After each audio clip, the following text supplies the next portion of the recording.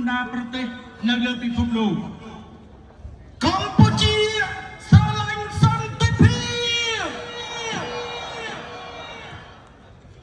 ដោះលែងកងទ័ពខ្មែរទាំង18រូបដោយគ្មានលក្ខខណ្ឌកម្ពុជាទាមទារឲ្យសៀមដោះលែងនិងប្រកល់វីរៈកងទ័ពទាំង18រូបមកវិញដោយសុខសុវត្ថិភាពជាថ្មីម្ដងទៀតយើងខ្ញុំទាំងអស់គ្នាមហាគ្រួសារអ្នកខេត្តតាកែវក៏ដូចជាបងប្អូនប្រជាពលរដ្ឋកម្ពុជាទាំងអស់សូមគោរពដឹងគុណចំពោះរាជរដ្ឋាភិបាលកម្ពុជាដែលមានសម្ដេចមហាបបរធិបតីហ៊ុនម៉ាណែត